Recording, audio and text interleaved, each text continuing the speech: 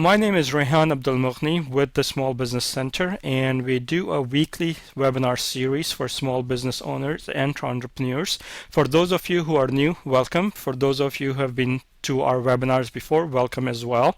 Today's topic is 7 steps to building a successful website for a small business. And I'm just going to go over some best practices today that will help you develop a better business website that will hopefully get you more business and more customers. Before we get started, here are a couple of places you can connect with us. smallbusinesscenter.com is of course our website. Notice that there is no E in the end of center. It is CENTR. You can also connect with us on Facebook as well as on Twitter. So our agenda today is understanding your goal. That is probably the number one thing that you need to make sure that you understand. You also need to do a bit of a market research, I'll get back into that, and then I'll go into some very quick best practices for website design. One of the main things in the website design is a call to action. This is one thing that most websites miss when they are talking about a call to action. And then, of course, you need to develop trust and credibility. You need to have content both for your customers as well as for search engines, and I will come back to that momentarily. And then, of course, we will go over some of the ways to market and promote your website. And at the very end, how do you analyze your traffic and how do you make sure that you continue to improve your website so you can make it better? Getting started with understanding your website goals. That is probably very, very important before you develop a website. I have been helping clients develop websites since probably 1997. So over 12, 13 years now. Longer than that actually, 15 years almost. And one of the things that every website owner misses is what is their goal? Why is it that they want to develop a website? And what they end up doing is that they try to have anything and everything in there, and it doesn't make sense. You need to understand what your goals are. Do you want to attract new customers, retain existing customers? You want to sell online or simply generate leads? You may have more than these goals that I have listed here, so these are some of the examples, but how it's going to affect your website is based on what your goal is. You will then develop products, content, pages that will be associated with that goal. So for example, if you want to sell online, one of the things you may want to do is list related products like Amazon does. When you go buy a book on Amazon, it tells you what other books customers who have bought this book other customers have bought, right? What are the related products? If you sell shoes, do you want to also show them when somebody buys a pair of shoes, do you also want to show them socks? Because they might want socks as well. They might want shoe polish as well. But if your goal on the other hand is not so much selling customers but retaining your existing customers, then you are going to develop a different kind of content, different kind of promotions. And same thing applies if you want to attract new customers rather than sell to existing customers. If you don't know what your goal is, then you cannot develop content and your website to achieve those goals. Now you may have multiple goals, and that's quite all right, but you still need to understand and segment what those goals are, number one. And number two, you also need to understand what your primary goal is. You must have one goal that is most important to you above all goals, and therefore you can design your website that will lead you towards achieving that goal. The other thing is, if you do have multiple goals, it's always a good idea to have separate pages for each one of them so that you can drive achievement of that goal separately and not confuse your customers by placing multiple goals on the same page, because then they wouldn't know, and I'll come back to that later on how that becomes important. You also should take into account what your current goals are and what you may want to do in the future, perhaps 6 months, 12 months, 18 months down the road. You may not want to think too far ahead because the technology changes very, very quickly. So in 2 years, we don't know what technology there might be. We don't know what new social media sites there might be. So, but at least 12 to 18 months, you may want to think what you want to do and have some ideas how you're going to develop that. So that was hopefully get you some idea on developing goals and why that's important. But once you have done that, you need to do your market research. And there are two places you need to do that. First of all, you need to understand your customers. What is it that you can do to satisfy your customer? And secondly, your competitors. Where are they? What are they doing? What are they doing right? What are they doing wrong? You need to understand your competitors so that you can quickly catch up to them and offer at least the same feature sets that is important to your customers as they are offering. And once you have benchmarked yourself to them and achieved that benchmark, then you can very quickly surpass them and move beyond their capabilities. Why do you need to know your website audience? Obviously, you are developing a website to achieve your business objectives. But at the end of the day, customers don't really care about your business objectives, right? They are like, whatever your business objectives may be, it doesn't interest me. What interests them is, are you satisfying them? And therefore, your website should be customer focused at the same time as achieving your goals. So what are some of the things you need to know about your customers very much from the website's perspective? So demographics, everybody will tell you must understand the demographics of your customer base, and that's true. But from a website perspective, there are certain things you need to do that. As I've given you an example here, if your demographic is older customers, then you must use bigger fonts, right? Because smaller fonts, many of the websites I go to as I'm getting older, I can hardly see the font. I can't hardly read what's written on them because the font size is so smaller. If your customer base is younger, then perhaps you may want to look at more vibrant colors, more interactivity, more mobile devices that they might be using. So you need to understand how the demographics is going to affect the design of your website. You also need to understand the connection speeds. In North America, in Western Europe, most of the internet speeds are very high. But if you're selling to other parts of the world where they may not have a higher website speed, then you may want to think about your content. Do you want images? Do you want video? I am a big fan of videos, and I use a lot of videos on YouTube. But if my customer base has a slower connection, then I may need to rethink that. How do your customers buy? Many of the bigger stores offer where you can buy online, but you can pick it up and even pay for it on their shop. Now, if you have a storefront, that might be an option for you. Obviously, if you don't have a storefront, then that's not necessarily an option for you. From the competitor's perspective, who are your competitors who are online? Go take a look at their website. What is their primary message, i.e. what is their main objective they're trying to achieve, and what are their secondary objectives that they're trying to achieve? What are their call to actions? What are their clients? Can you understand who their clients are? And maybe you can, looking at their social media, and see if you can go after the similar clients. Certainly, as I said, go take a look at their website. That's probably the number one thing that you need to do. After you have taken a look at their website, also take a look at the Google results. When you type in the keywords that they have used, how do they appear on Google search? And of course, you may want to look at Bing and Yahoo as well.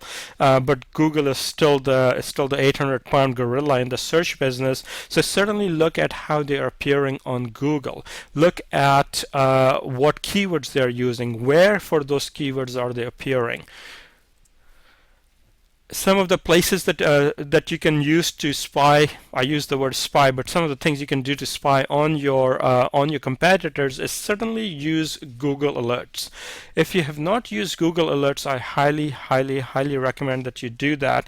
And it's fairly simple to use it. Let me go to make sure that you can see my screen. Just bear with me for a second. Okay, you should be able to see my screen now. So if I go to google.com/alerts. It's very easy to use Google Alerts. All you need to do is put in the search query. So you can do several things here. You can either put your competitor name, or you can put the keyword, or you can put the product name. There's a variety of ways you can do this. And then you can say how you want to receive, what results you want to receive this on. Do you want to receive everything? Do you just want to receive news or blogs? I suggest to begin with, use everything, and as you understand the results that's coming back, you can then decide and narrow it down if that's needed to be done. You can select how often you want to receive it. I suggest at least once a day. As it happens, might get too overwhelming, and once a week might be too late. So once a day is probably the right way to do that. And then you can suggest, only the best results or all results, and you can then say where you want to receive them, whether in your Google Feed burner or whether you want to receive it in your email. So an email is probably the way I do it. Okay, so besides Google Alerts, there are a couple of other places that you can actually use as well to track your customers. TrackEngine and Watch That Page are both good. They're also free. But I'll certainly start with Google Alerts and see how well you can use that information. And of course, you also want to read their blog if they have one, and you want to sign up to their mailing list if they have one as well, so you can keep up to date as to what your competitors are doing. Of course, keep in mind that your competitors, if they know how to market online, they're probably doing the same thing to you. So they are probably signed up on your mailing list, they're probably reading your blog, and you probably are on their Google Alerts as well. You also want to look at not just your direct competitors, but your non-direct competitors. So your non-direct competitors may be people who are in the same business but in the different geographic area. So if you are selling in your city and 100 miles or 1,000 miles from you, somebody else selling the same thing, go and take a look at what they are doing, because they are not your direct competitor, but you can learn a lot from them. And certainly go ahead and use the Google Keyword Tool. That's actually a very good tool to use to be able to figure out what your competitors' keywords are. If you attended our webinar a few weeks ago on the basics of search engine optimization, we went through that. If you hadn't attended that webinar, it is still available for replay, recorded webinar, so you can go ahead and watch that as well.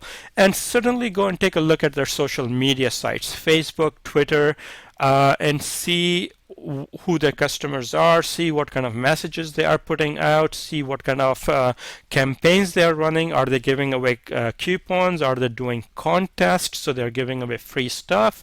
Look at what they're doing, and also try and see if you can communicate with some of their customers. Certainly very easy to do that via Twitter, because you know who is following them, who they are following, and also fairly easy to do with Facebook. Using Facebook advertisements, you can actually advertise only to the fans of your competitors if you so wish, but of course that will cost you money.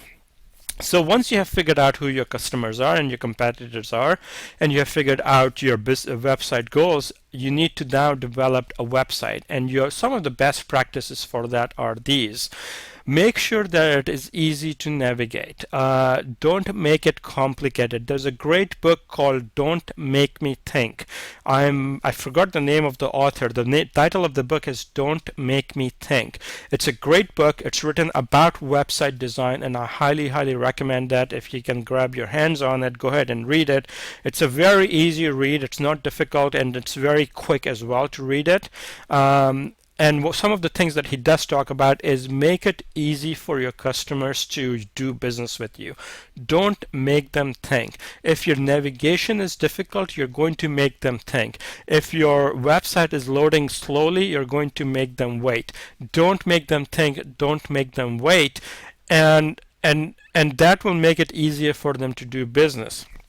Depending on which stats you use, according to Google, you only have 8 minutes. Some stats, 8 seconds. Some stats says that you have as much as 30 seconds for a customer before you lose them. So somewhere between 8 seconds and 30 seconds is what you have in terms of time that a customer will give you, or a visitor to your website will give you.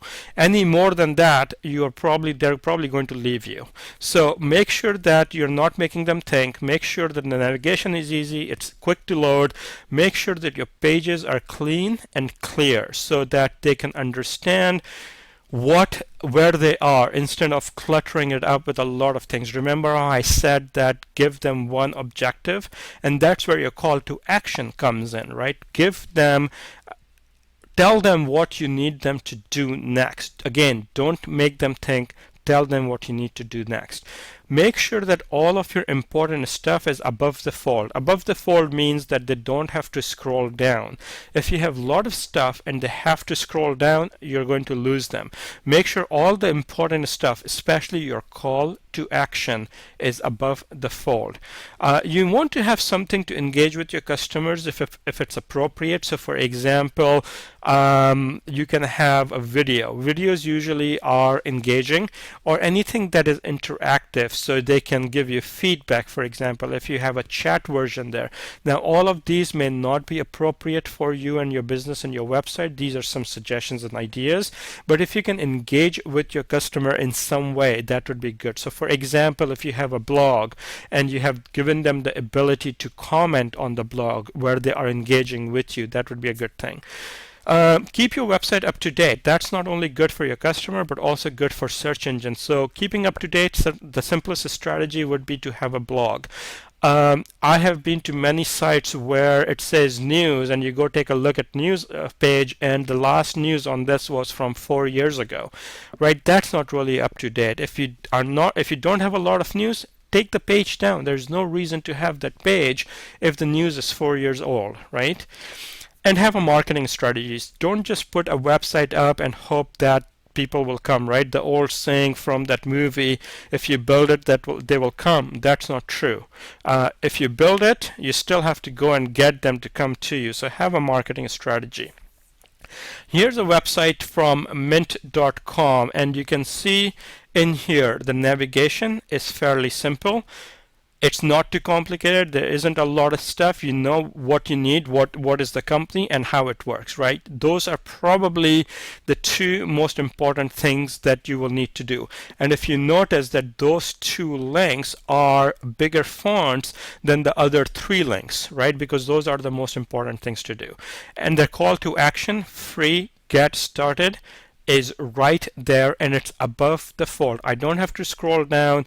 It's very clean. It's very uncluttered. I know what to do, and they're telling me essentially what to do. It's free, just get started. And then they have this thing, how Mint works. If you do need to scroll down, you have to, but the heading is above the fold. So if you need to go there, you can, but how it works is also here as well. So you can see how clean, how uncluttered this page is. And you need, and if you look at most of the modern pages, that's what you will see above the fold. Call to action is probably one of the most important things that people miss. As I said in this one, right? Free, get started is right there. That's your call to action. If your call to action is buy now, subscribe now, call us now, whatever it is, make sure that it's there. I don't know how many of you use Dropbox, but if you look at the Dropbox main page, it's very, very clean. There's only two things that you can do here. You can either watch a video, which will tell you what Dropbox is, and that's engaging. And the other thing you can do is download Dropbox. That's all you can do. There's nothing else on the page. There's something that will tell you what Dropbox is if you don't know what it is, and then once you know what it is, you can go and download it, right? Make sure your call to action is clear, it's prominent, and you drive the person there. And this is a great landing page, because on this page there's nothing else you can do. You cannot navigate anything, you can't find out anything else. You can either just watch what they do and then do it, or not do it, right? So make sure your call to action is prominently available to you. The other thing you want to make sure is you do build trust and credibility, and those are two different things. How do you build trust? There are several ways you can build trust. You can have your contact information prominently displayed.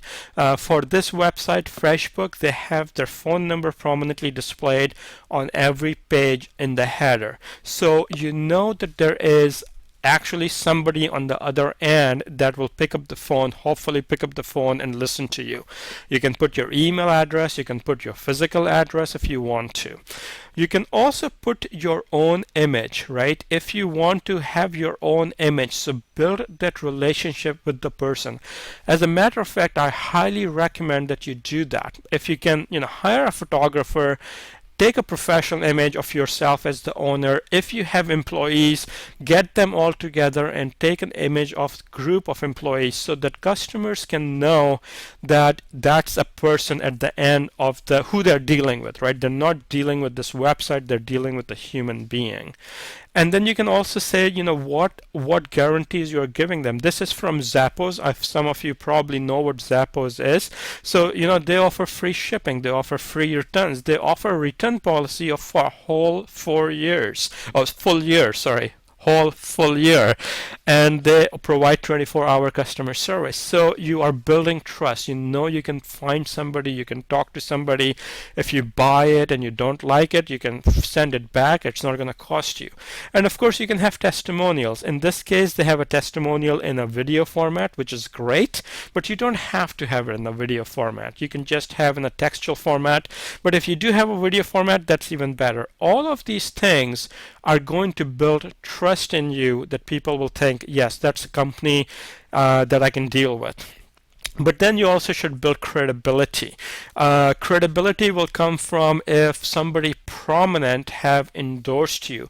These are beyond testimonials. Testimonials build trust as well as credibility, but credibility also can be built if your local newspaper have ran a story about you.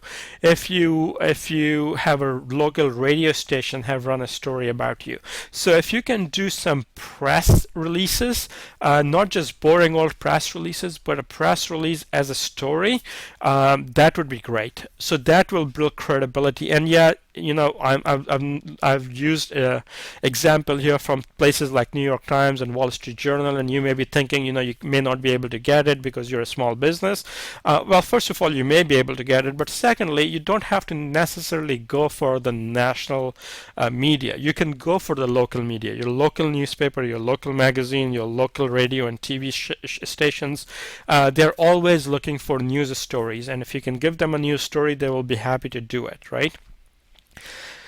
So content is probably the most important thing when it comes down to two things. First of all, getting the customers to come back. You have to give them something new. If it's the same old story they will come back to, there's no reason for them to come back to. And secondly, it's always good for search engine, right? Search engines needs to know what the news stories are. So when you're doing a blog, and blog is the simplest and the easiest way to do it. There are other ways you can do it as well, such as writing articles or producing videos, and those are great as well. But blogs are the simplest way to do it. You can write a blog quickly. It doesn't have to be very long, just 1 or 2 paragraphs followed by maybe 3 or 4 or 5 bullet points.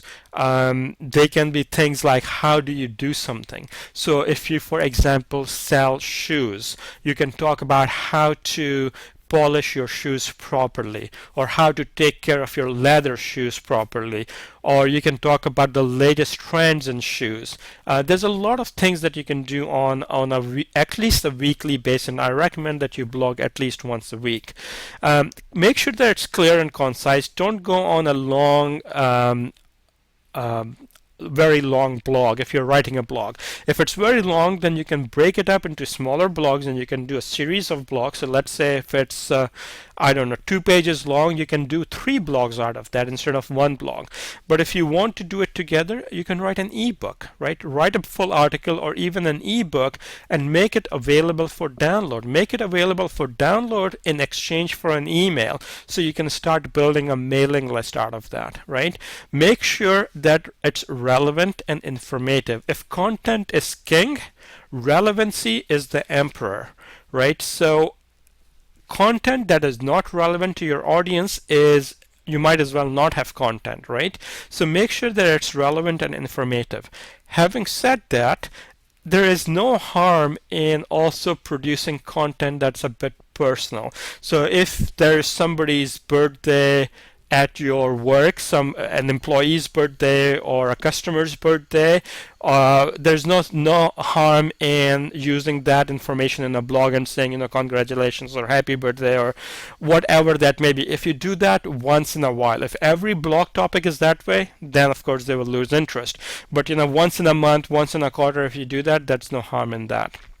Do make sure that your headlines are grabbing, right? Even if your headlines are controversial, because people are tend to, it's gonna grab their attention and they're gonna read that information. So don't be afraid to have controversial headlines if that's what's gonna grab their attention. Right, as I already said, just because you have built it, they won't necessarily come, so you do have to market and promote. The first thing I would suggest, a very simple thing to do and very easy thing to do, is on-page site optimization. And these are the things that you want to make sure that your site is optimized for. Make sure that the keyword is on the title tag, and let me show you what a title tag looks like.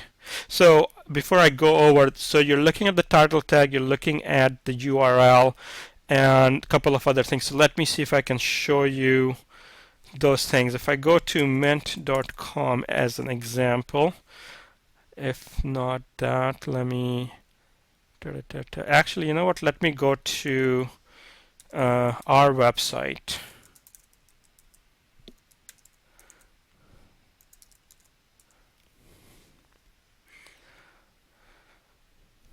Oops, I don't think you can see that, so let me move that over.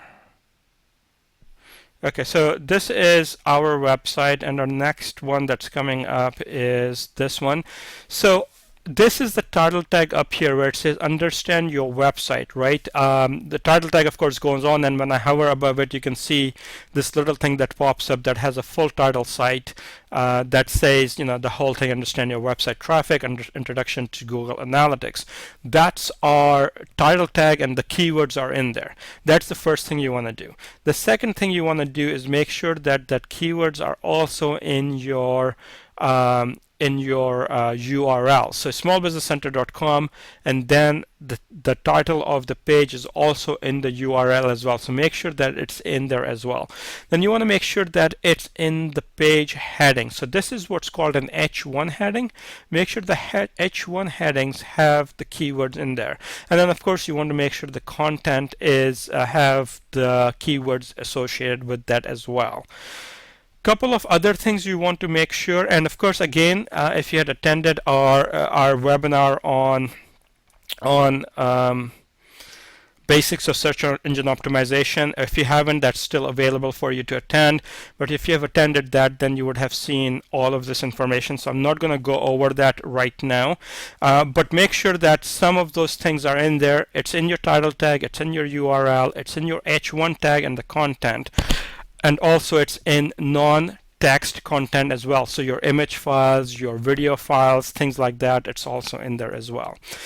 You also want to make sure that you get links from other sites, other websites back to your websites. And some of the places you can get those links are from your suppliers, from your customers, from some of the directories out there, especially the local directories. So pretty much every major city have a local directory of businesses. Make sure that it's from them. If you are supporting any charities, ask them if they can give you a link. If you are a member of any of your industry associations, certainly the Chamber of Commerce if you're a member of, and of course social media. If for no other reasons why you should have Facebook and LinkedIn and Twitter accounts, it is so that you can get links back to your website from there. Now, just getting a link from social media site is not enough. You have to do a lot more than that, but that's a start. And if for no other reason, that's one reason to have an account with social media sites. Other ways to market and promote your website: email marketing. As I said, if you have an ebook for download, you can give your ebooks away for free in exchange for an email, and then you can use the email to stay in touch with your customer. Don't spam them. Please don't spam them, but send them an email as appropriately, as frequently as it's appropriate to stay in touch with them. You have received emails from us. We send out an email once a week to tell you our next upcoming event that we are doing. So usually I send out an email on Sunday evening, so you get them Monday morning to tell you about the upcoming event on Thursday, right? So keep in touch with you. We also in the email include our latest blog posts, our upcoming events beyond that particular week, right? So that's how we are using email marketing to stay in touch with you and bring you back to our website. Social media marketing, I just touched on that, but don't forget online local marketing. Are you on Google Places? Are you on Bing Places? Are you on Facebook Places, right? All of the local ways of marketing, are you on those local directories? And if appropriate, you may also want to look at advertising as well. So now that you have brought in some traffic to your website, you want to make sure that you analyze that traffic and improve your website. Otherwise, it's not going to happen. It's not going to improve by itself. You have to improve it, and you can improve it only if you understand how the customers are looking at your website. Google Analytics is free. I highly recommend that you include Google Analytics code on your website the day you build your website. Even if it's not public yet, the day you build your website, you put Google Analytics on it. If you already have a website and you don't have Google Analytics, the very first thing you should do after you get off this webinar is make sure that you put Google Analytics on it. I cannot tell you how much good data you can get out of Google Analytics just by looking at it. And as I said, it's free, so take advantage of it. Some of the things that you should be monitoring: how many people are visiting your website, how many people are leaving your website as soon as they come in. That's what's called a bounce rate. They come into your website, they spend 5 seconds on it, they don't see anything of value, and they leave, right? If that number is very high, then you need to think about that. Why are people leaving so quickly? What is the average time they're spending on your website? Even if they're not bouncing away, are they spending 45 seconds or are they spending 5 minutes, right? What that will tell you is how valuable the information on your website is to them. It's like a store, right? If you go into a store, the longer you stay in a store, the more likely you are to buy something. If you go in and out, the chances are you're not going to buy anything. But if you stay in the store and you browse around and you look around, the chances are you will find something to buy. The longer you get them to stay on your website, the higher the chances that they will do business with you. You want to look at your traffic sources. Where is that traffic coming from? Is it coming from Google? Is it coming from Facebook? Where is it coming from? And you then want to make sure that you do more of what you are doing to bring more customers from the traffic source. What are your top content? What is the thing that's getting more and more people to your website? What is it that's interest to them, right? So you can develop more similar content to get them interested in you. And then you also want to look at new versus returning customers, right? As the old saying goes, it costs a lot more to get a new customer than to keep an existing customer. If you are getting a lot more new customers, this means you're spending a lot more of your resources to keep bringing in these new customers. But if you are getting your customers to come back to you, you're spending a lot less. So if you want to keep an eye on that number and make sure that you have a good balance between the returning and the new customers on that.